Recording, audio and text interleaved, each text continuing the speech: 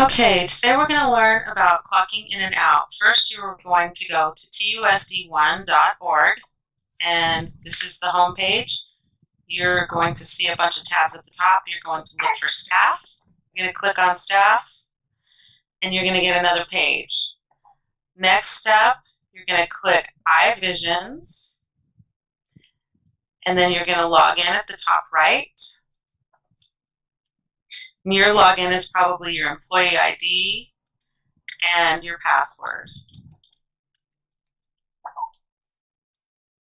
Once you get logged in, you'll see many different tabs at the top. You're going to go to self-service, down to attendance, and then you're going to see the little Timmy time clock, and you're going to use the blue clock in and clock out, which will bring up the time clock. Once you get to the time clock, you will see this window. Here you're going to add your employee ID number to clock in. When you hit clock in, you're going to see this little window that pops up that says PIN entry. Here you're going to add your 2-digit birth month, 2-digit birthday, and 4-digit birth year. That will be your PIN number. You're going to confirm your clock in by hitting continue, and then a window will pop up with different job codes on there. You might have a summer job code, you'll have a tutor job code, and a PD job code.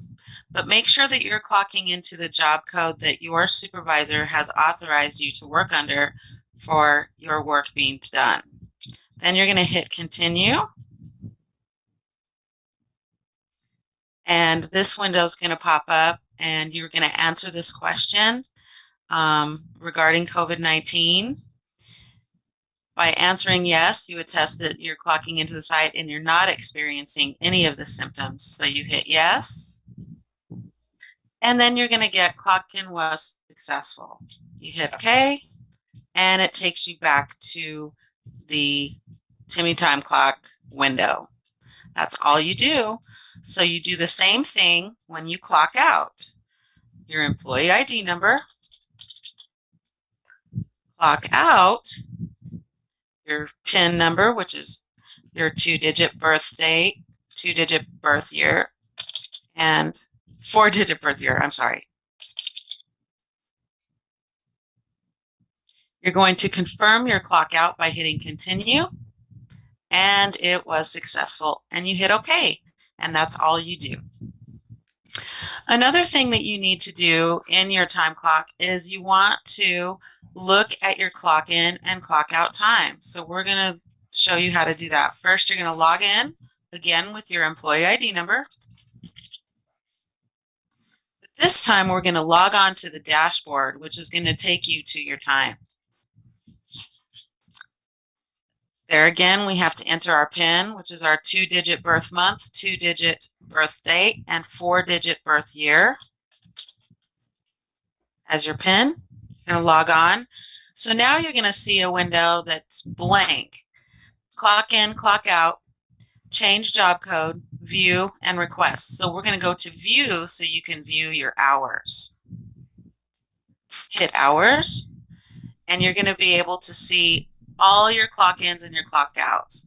Your time in, your actual time in, your time out, and your actual time out. It's really important that you make sure that your timesheets are a mirror of your time clock. And you also, before you turn in your timesheets, and you have to approve your own time. So you'll see an M, that's the management approval. So that will be Miss Lynn approving your time clock. E is for employee approval, and that's where you're going to be approving your time clock. So if everything's correct, you're going to be putting a check in each box, and that lets us know that you've looked at your time and you've approved it. O is other, and that will be for Michelle to be able to go into your time clock when you send your timesheets and make sure that they are a mirror of your time clock and your timesheet. So We just want to make sure that you go in there and approve your time every pay period by checking this box. If it's not checked, TUSD has gotten really strict about if the employee is not checking their time clock, that can hold up your pay. So make sure that you're going in there and approving your time. Then you can just log off if you're done. You just log off and it takes you back to the time clock.